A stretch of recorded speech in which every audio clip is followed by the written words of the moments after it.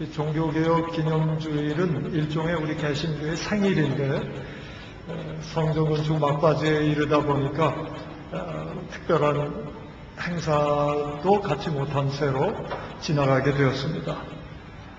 단지 설교를 지난주와 이번 주에 걸쳐서 같은 본문을 놓고 종교개혁이라는 그런 주제를 가지고 그것에 걸맞는 그런 설교를 드리는 것으로 올해 종교개혁 기념은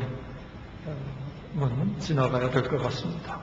그렇지만 정말 우리가 내일 성경 본문에 맞춰서 그렇게 묵상도 하고 설교도 하고 있는데 이 종교개혁을 기르릴 수 있는 본문이고 특별히 또 새성전 입당을 앞둔 우리 교회가 각오를 새롭게 할 수 있는 그런 본문을 하나님께서 주셔서 참 감사합니다. 하나님의 섬세한 섭리라고 느껴집니다. 오늘 이제 이 종교개혁에 관한 또 앞으로 우리 교회가 어떻게 교회의 모습을 갖출 것인가에 대한 두 번째 얘기, 마지막 얘기를 드리도록 하겠습니다. 종교개혁은 하나님의 특별하신 역사하심이었다는 데는 이의가 없습니다. 처음에는 좀 가톨릭 쪽에서는 반발했지만 요즘은 그것을 인정하고 수용하는 그런 분위기입니다. 종교개혁은 교회가 아차 잘못하면 흐르기 쉬운 잘못된 경향, 바로 이 전체주의 혹은 집단주의에 대해서 경종을 울려주신 하나님의 일깨우심이었습니다. 그런데 잠깐 지난주에 드렸던 얘기를 조금 다른 용어를 통해서 좀 얘기를 드리려고 그러는 것입니다. 종교개혁 이래 개신교는 중세 말기에 부패했던 카톨릭의 전체주의라는 것은 전체를 하나로 보면서 그 지체들을 만약에 전체가 100이면 그 하나는 한 지체는 100분의 1 이렇게 보는 거예요. 그러면서 사실은 몇몇 집권자들의 뜻에 의해서 전행되는 그런 것을 전체주의라고 부릅니다. 그렇게 전체주의로 흘렀던 부패했던 중세 말기에 가톨릭에 대항하여 프로테스트해서 생긴 개신교이다 보니까 너무 개인주의로 흐르는 경향이 지난 500년간 있어 왔습니다. 때로는 강하게, 때로는 약하게 개인주의적인 성향을 가졌던 것입니다.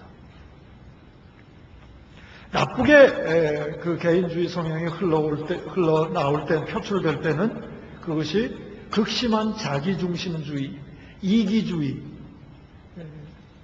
빠졌고 또 자기가 최고다라는 의식 속에 빠지다 보니까 무정부주의, 질서가 필요 없다. 내가 느끼는 게 최고다. 내가 느끼고 내가 생각하는 것 이외에 다른 것은 진리의 표준이 되지 못한다. 이런 무정부주의까지도 표출되었었습니다. 그러므로 말미암아 성경적인 공동체, 즉 그리스도의 몸이라는 개념을 상실할 때들이 있었습니다. 부패했던 가톨릭이 전체주의에 빠져서 지체라는 개념을 소홀히 했다고 본다면 개신교는 개인주의에 빠져서 한 몸이라는 개념을 소홀히 했던 것입니다. 개인주의에 빠졌다는 얘기를 또 다른 비유를 하나 들어서 얘기 드리면 이렇습니다. 우리 일반적인 요즘 교회를 생각하는 일반적인 그 비유를 통해서도 우리가 느낄 수가 있어요. 어떤 분들은 우리 교회의 대형 교회를 재벌 그룹에 비유하는 분들이 있어요. 그리고 재벌 그룹이 움직여 가듯이 교회도 이렇게 움직여야 된다. 이렇게 얘기하는데 그게 또 설득력이 있습니다.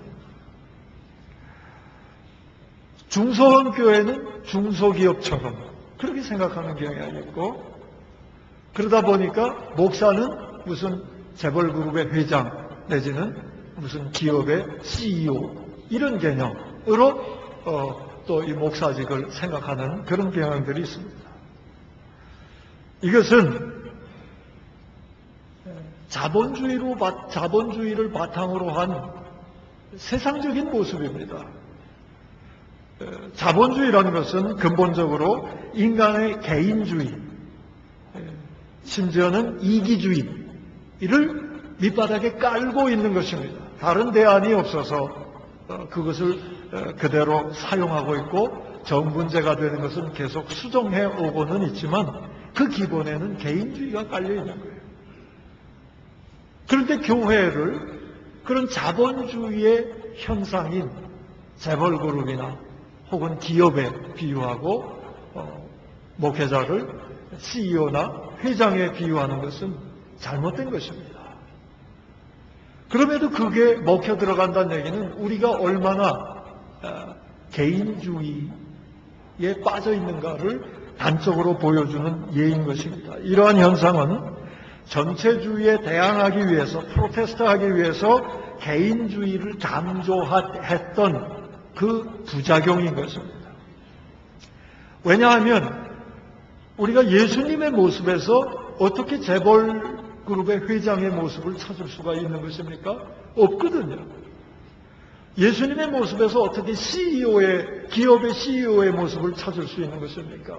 없습니다. 물론 간접적으로 그리스도의 정신을 구현하기 위해서 기업에도 예수님의 모습에 영감을 받아서 뭔가 도입할 수는 있겠지만은 기본적으로는 기업과 교회는 다른 것입니다.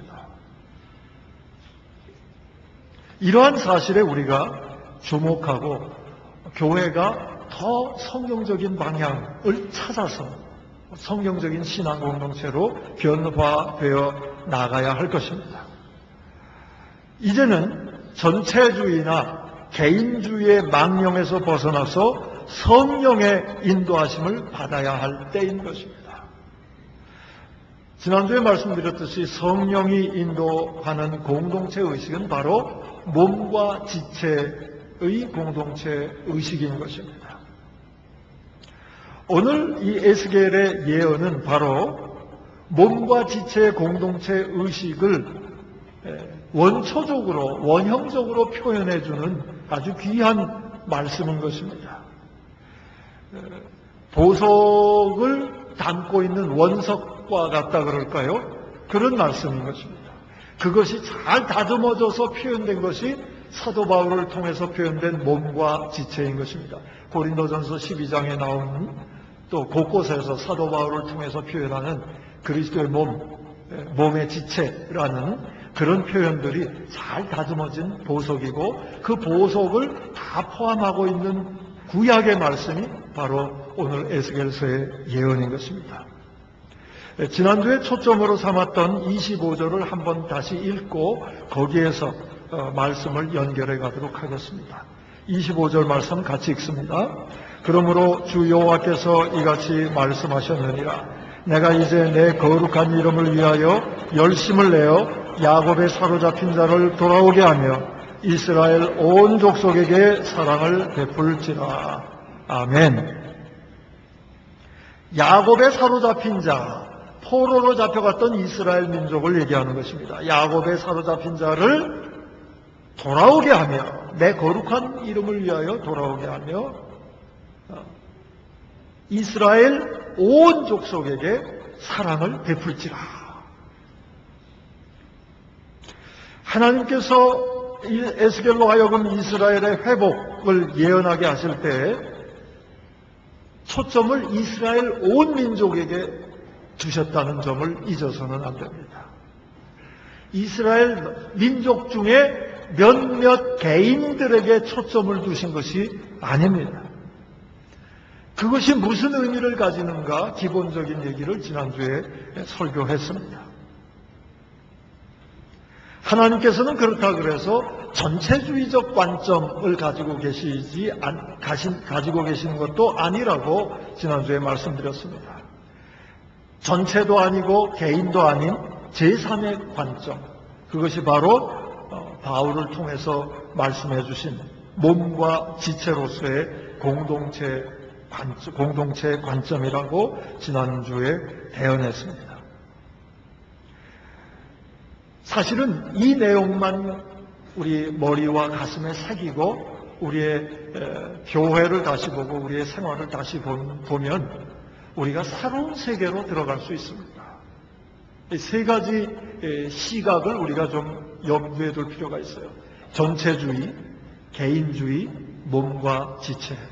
성경은 전체주의도 아니고 개인주의도 아니고 몸과 지체의 공동체 관점을 가지고 있다.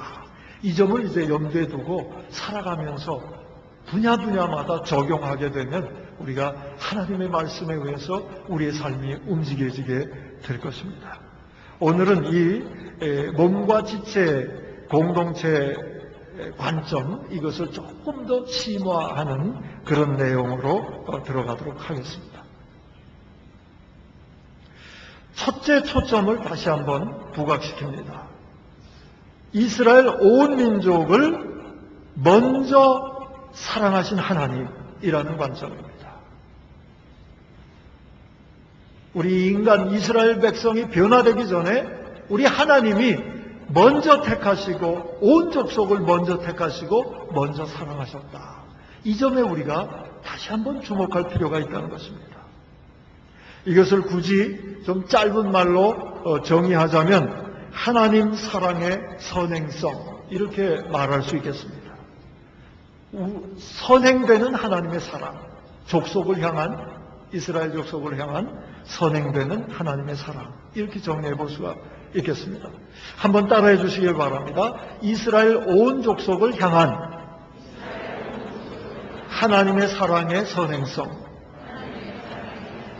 우리가 이것을 꼭 기억해야 하는 것입니다. 이것이 오늘 에스겔 예언을 통해서 주어지는 가장 큰 메시지인 것입니다. 이스라엘이 하나님의 백성이 되는 이유가 무엇인가? 그것은 하나님께서 먼저 택하시고 먼저 사랑해 주셨기 때문입니다. 이스라엘 온 민족이 혹은 이스라엘 각 개인이 하나님의 사랑을 받을 만한 자격을 갖추었기 때문에 하나님의 백성이 된 것이 아니라는 말씀입니다. 자격을 갖추기 전에, 그리고 개인을 구별하지 않고 온 족속을, 온 이스라엘 족속을 하나님이 먼저 택하시고 먼저 사랑하셨다는 것. 이것이 이스라엘이 하나님의 백성이 되는 이유인 것입니다. 마찬가지로 교회가 하나님의 공동체가 될 수 있는 이유는 하나님이 교회를 먼저 택하시고 먼저 사랑해 주셨기 때문이지, 우리가 하나님을 택했기 때문이나 우리가 하나님을 먼저 사랑해서가 아닙니다. 또 우리가 하나님의 사랑을 받기에 그럴듯한 일을 했기 때문에 우리 이 공동체가 교회가 된 것이 아니라는 말씀입니다. 하나님께서 먼저 택하시고 먼저 사랑해 주셔서 세우셨기에 교회의 공동체가 된 것이고, 그렇게 그 하나님의 먼저 택하시고 먼저 사랑해 주신 그것이야말로 교회 공동체에 흔들리지 않는 존재의 기저가 되고 존재의 의미가 되고 존재의 가치가 되는 것입니다. 여러분, 우리 모두는 하나님께서 먼저 택하시고 먼저 사랑해 주셨습니다. 그런데 이렇게 선언하면 보통 이렇게 알아듣습니다. 우리 각자를 우리가 죄인 되었을 때, 우리가 하나님의 사랑을 미처 알지 못했을 때 우리 개인을 하나님이 먼저 택해 주시고 먼저 사랑해 주셨고, 그런 개인들의 모임이 교회다, 이렇게 인식을 합니다. 그게 아니라는 말씀이에요. 지난주에도 말씀드렸지만 다시 한번 심화하는 것입니다. 하나님께서는 교회를 최소 단위로 삼으셨습니다. 적어도 오늘 본문에 의하면 하나님은 이스라엘 민족 전체를 택하시고 사랑하셨지 각 지체를 개별적으로 택하시고 사랑하신 것이 아닙니다.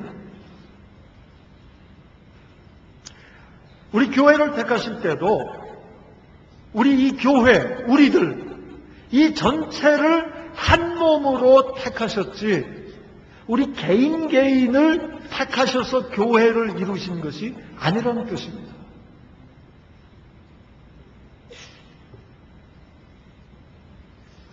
우리는 택하시고 사랑하신 그 몸의 지체일 뿐입니다.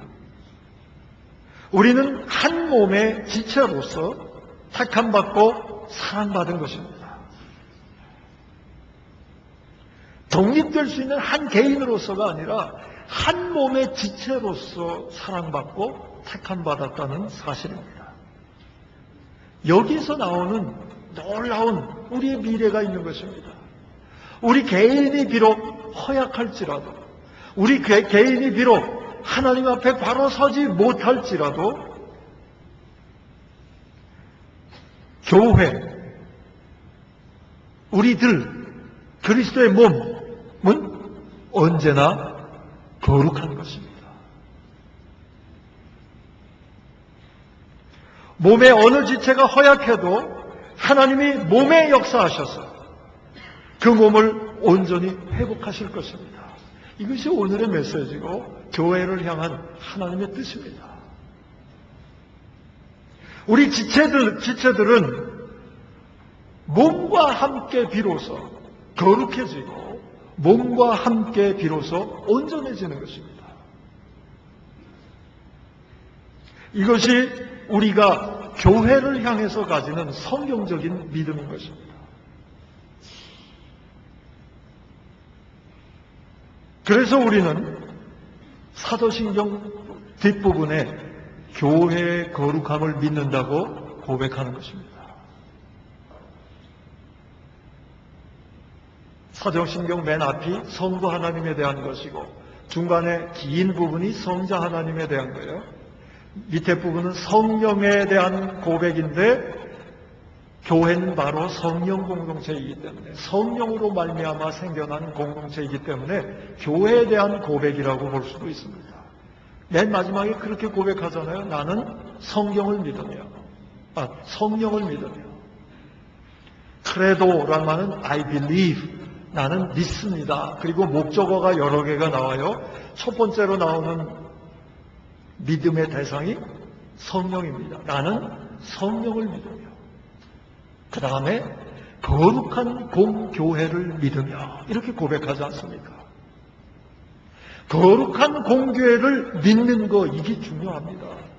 거룩한 공교회란 것은 교회가 우리 믿는 사람들의 모임인데 믿는 사람들의 공동체인데 그 중에 믿음이 약한 사람, 죄악을 범한 사람, 좀 모자르는 사람은 제외한 그 교회가 거룩하다는 것을 믿으며 이게 아닙니다.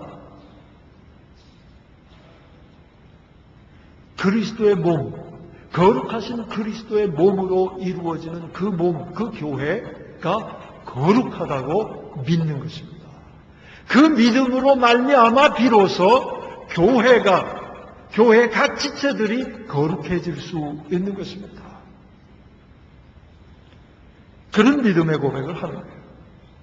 여러분, 나 개인을 봤을 때 이렇게 부족한데 겸손한 것은 좋지만 그래서 교회도 별 볼 일 없는데 이건 잘못된 것입니다. 나는 그래도 괜찮은데 저 인간 저거는 크리스찬이라고 할 수도 없어. 그런 사람들이 모여있는 교회도 별 볼 일 없어. 이것은 성경적인 시각이 아니에요. 그건 개인주의적 사고에 빠진 시각입니다. 분명히 성경은 교회를 거룩하다고 하셨습니다. 그리스도의 몸이라고 하셨습니다. 우리는 거룩하신 그리스도의 몸의 지체들입니다. 하나님이 먼저 택하시고 먼저 사랑하시고 먼저 거룩하게 인쳐주신 교회, 그리스도 공동체, 몸이요 우리는 지체인 것입니다. 이 믿음으로 교회를 생각하고 우리가 지체가 될 때 우리는 그리스도의 능력으로 우리는 거룩하게 변화되어 나아갈 것입니다. 이것이 민족을 택하시고 먼저 사랑해 주신 하나님의 뜻 속에 담겨져 있는 의미인 것입니다. 두 번째 메시지를 대언합니다. 몸은 지체 간의 성육신으로 이루어집니다. 건강하게 이루어집니다. 한번 따라해 주시길 바랍니다. 몸은 지체 간의 성육신으로 이루어집니다. 굉장히 중요한 얘기예요.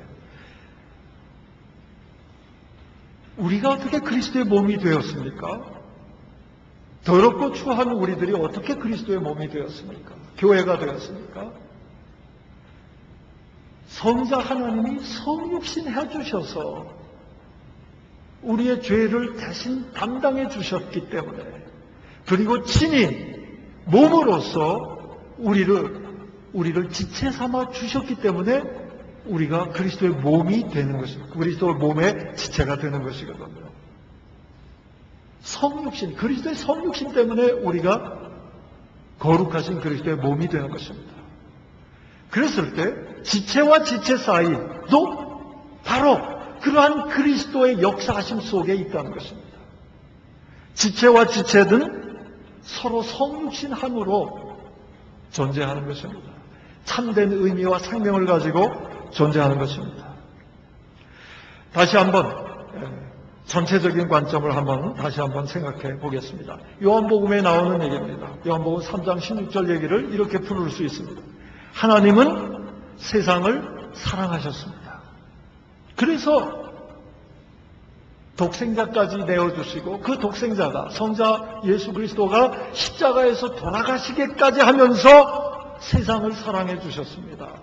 그 세상은 좀 올바른 사람, 착한 사람으로 구성되어 있는 세상 중에 일부분이 아닙니다. 하나님은 세상을 사랑하셨던 것입니다. 그리고 독생자를 보내주셨습니다. 독생자의 성육신은 좀 착한 사람, 나은 사람을 위해서 모여 사는 곳에서만 일어나는 것이 아닙니다. 그런 지역적인 성육신이 아닙니다. 비록 예수님이 베들레헴 조그만 마을에 태어나셨지만 그것은 지구 전체에 태어나신 것입니다. 아니, 우주 전체에서 탄생하신 것입니다. 온 우주를 성육신해서 하나님 품으로 품어들이신 것입니다. 그렇게 성육신하심으로 하나님의 생명이 이 세상에 들어온 것입니다. 그런데 요한복음 1장에 나오는 얘기입니다.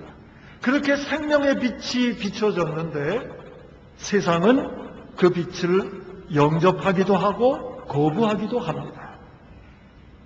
생명의 빛을 먼저 영접해서 반응한 공동체, 그것이 바로 가시적인 교회 공동체입니다. 그것이 바로 우리들입니다. 주님께서 성육신 하심으로 주님의 생명을 영접하고 가시적으로 공동체를 이룬 것이 교회 공동체인데, 그렇게 형성된 교회 공동체의 지체들은 당연히 자연스럽게 서로 성육신함으로 존재하게 되는 것입니다. 우리 지체는 서로가 서로를 위해서 존재하는 것입니다. 서로가 서로를 사랑함으로 존재하는 것입니다. 그 일을 위해서 우리 주님께서는 성령을 주셨습니다. 우리 힘으로 안 되는 것을 아시고 그리스도의 영을 교회에 주셨습니다. 교회는 그 성령을 받아 출발한 공동체인 것입니다. 그 얘기를 사도행전 2장에서 명확히 보여주고 있지만 구약 오늘 에스겔의 예언 속에서도 원형적인 모습을 보여주고 있습니다. 그것이 29절입니다. 29절을 한번 같이 읽겠습니다. 29절 같이 읽습니다. 내가 다시는 내 얼굴을 그들에게 가리지 아니하리니 이는 내가 내 영을 그 이스라엘 족속에게 쏟았습니다. 주 여호와의 말씀이니라. 아멘.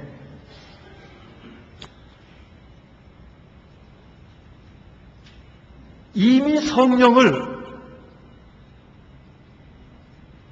이스라엘 족속에게 쏟아부어 주셨다. 그 성령으로 말미암아 이스라엘이 회복되고 사랑의 공동체가 될 것이라는 예언입니다. 마찬가지로 우리 교회 공동체에 성령을 부어주신 정도가 아니라 쏟아주셨다는 얘기입니다. 어떤 분들은 이렇게 보시는 분들이 있어요. 성령님이 떠나시는 것 같다. 성령님이 교회에 계시는 것 같다. 신령한 듯이 그렇게 얘기합니다. 마치 자기가 성령님이나 된 듯이. 그것은 죄입니다. 교회 공동체가 어떠한 상태에 있든지 그리스도의 몸으로 인치신 이 교회 공동체에 하나님께서는 성령을 쏟아주신 것입니다. 자기 기분에 따라 성령님이 오시기도 하고 가시기도 하는 것이 아닙니다. 그럼에도 우리 개신교회 특별히 자기 기분에 따라 성령님이 계시다 안 계시다, 성령님이 역사하신다 안 역사하시지 않는다고 판단하고 이리저리 흔들리는 사람들이 있습니다. 그것은 거룩하고 영적으로 보일지는 몰라도 그것은 잘못된 믿음입니다. 그런 믿음 속에서는 성령의 역사하심이 제대로 일어나지 않습니다. 그래서 교회가 문제를 일으키고 세상의 덕이 되지 않는 것입니다. 성령이 교회 공동체 안에 쏟아 부어졌습니다. 거룩하신 그리스도의 몸에는 이미 성령이 역사하시는 것입니다. 그 역사하심에 민감하면서 성령의 인도하심 따라 서로에게 성육신하는 지체가 될 때 비로소 생명의 교통이 왕성해지고 그 생명력으로 하나님의 사랑을 모르는 사람들에게 교회가 생명의 빛을 비출 수 있게 되는 것입니다. 우리가 사도신경을 통해서 고백하는 것이 바로 그런 것입니다. 내가 성령을 믿으며, 나는 성령을 믿으며 거룩한 공교회를 믿으며 성도의 교제를 믿는다. 성령으로 말미암는 성도의 교제, 지체들 사이의 사랑의 교제를 믿는다고 고백하는 것입니다. 그 믿음의 고백이 있을 때 비로소 우리는 그 믿음이 현실화되는 것을 체험할 수 있게 되는 것입니다.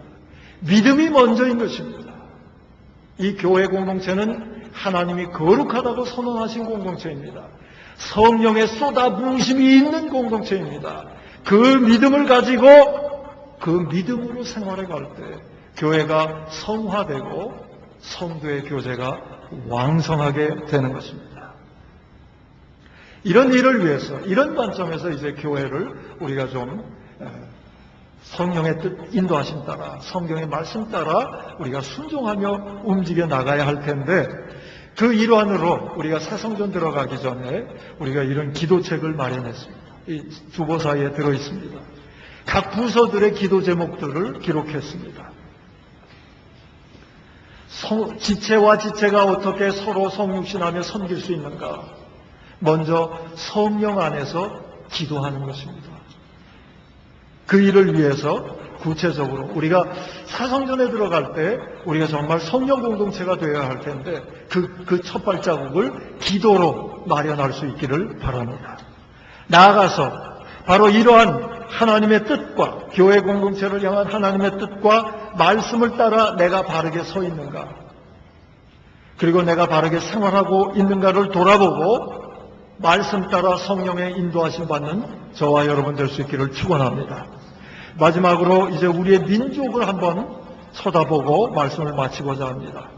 저는 우리 민족이 요즘 특별한 시기에 있다고 생각합니다. 조금 더 구체적으로 얘기하면 우리 민족이 이제는 가시적으로 택함을 받는 시기에 돌입했다고 보입니다. 한류, 물론 한류의 내용 중에, 콘텐츠 중에 문제가 없는 것은 아니지만 어찌되었든 어떻게 이렇게 한류가 전 세계적으로 뜨게 만드시는가? 여기에 무슨 하나님의 뜻이 있는 건 아닌가? 그런 느낌이 들잖아요. 한국 경제 어떻게 체감하시는지 모르겠습니다만은 객관적인 수치로 보면 6.25 전쟁을 통해서 가장 밑바닥까지 내려간 그 이후에 60년 정도 지났는데 우리 한국 경제가 계속 급상승하고 있지 않습니까?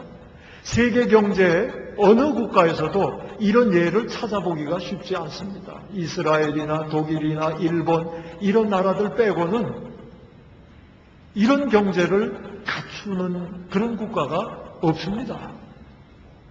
왜 그렇게 될까? 한국 정치, 여전히 국회에서 최루탄을 터뜨리고 공중부양을 하고 뭔지 아시죠? 막 몸을 내던지고 명패를 휘두르고 그러지만 우리나라 정치사를 해방 이후의 정치사를 보게 되면 엄청난 발전을 하고 있는 거 아닙니까? 이렇게 정치가 급속도로 발전되는 나라가 또 있습니까? 한국 교회 역시 불편함이 있지만 세계 교회사를 2000년 역사를 들여다볼 때 우리 한국 교회만큼 특별한 그런 역사를 가지고 있는 나라 흔치 않습니다. 한국 선교 역시 또 불편함은 있지만 명실공히 미국 다음에 많은 숫자를 선교사로 파송하고 있고 여전히 선교의 저력을 가지고 있는 이런 것들 왜 이렇게 될까? 여기에는 우리 하나님께서 뭔가 특별한 뜻이 있다고 느껴지는 것입니다. 우리 한민족을 하나님이 먼저 택하시고 먼저 사랑하셔서 하나님의 위대한 일을 보여주시고자 하는 그런 뜻을 하나님께서 가지고 계시다고 느낍니다. 우리 교회만이 아니에요. 우리 시각을 좀 넓혀야 됩니다. 이스라엘을 하나님이 택하실 때 잘 믿고 착하고 여호와 하나님 잘 섬기는 사람만 택한 거 아니거든요. 그렇다면 우리가 하나님이 한민족을 택했다고 선언하지 않을 이유가 없는 것입니다. 우리 그리스도인들만 택했다고 얘기할 필요가 없는 것입니다. 하나님의 시각에 먼저 우리의 시각을 맞출 필요가 있습니다. 한국에 이런 여러 가지 징조들이 보이는 이유가 무엇일까? 우리 하나님께서 이 전 세계를 위해서 우리 한민족을 먼저 택하시는 그런 것들이 아니냐는 거예요. 그리고 먼저 사랑을 베푸시고 계시는 것이 아니냐. 우리 한민족을 들어서 쓰시려고 하시는 것이 아니냐라는 영적인 감각이 필요한 시기인 것입니다.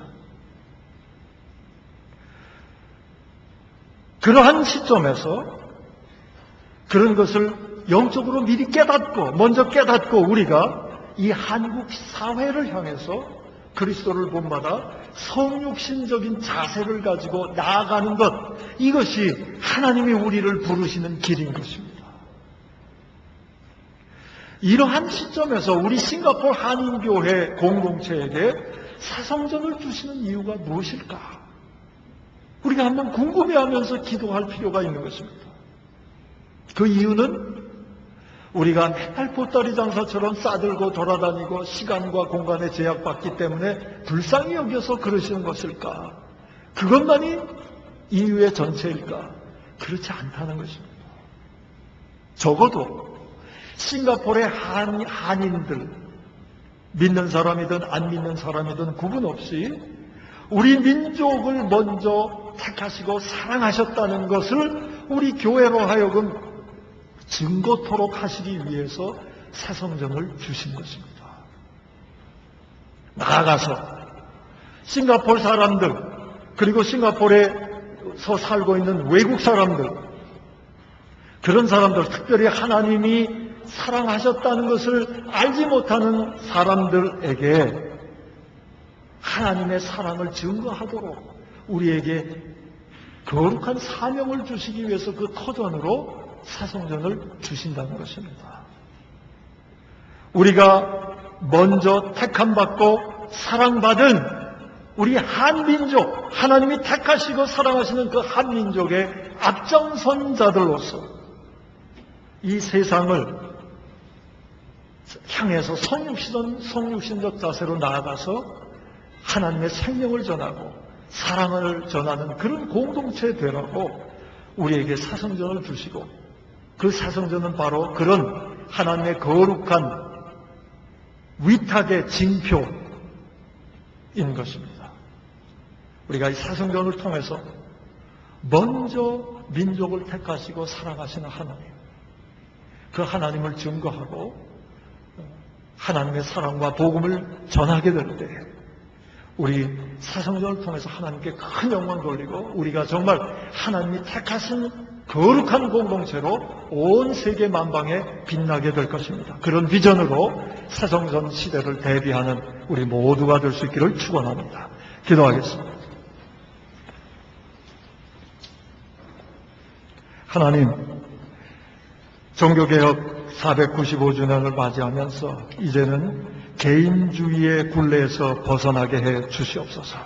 오늘 주신 하나님의 말씀을 가슴에 간직하고 몸과 지체의 공동체 의식을 가지고 우리 교회를 서로 성육신적으로 섬기며 또 그렇게 하나님께서 택하시고 사랑하시는 세상을 향하여 우리가 성육신적 자세로 나아갈 수 있도록 우리를 인도해 주시옵소서. 하나님이 우리 한민족을 택하신다는 이 영적인 감각을 갖게 해주시고 그러한 관점에서 우리 교회가 움직여 나가므로 하나님께 큰 영광 돌리는 교회 될 수 있도록 하시고, 특별히 사성전 시대를 그런 시각으로 열어가는 성령 충만한 교회 공동체 되게 해 주시옵소서.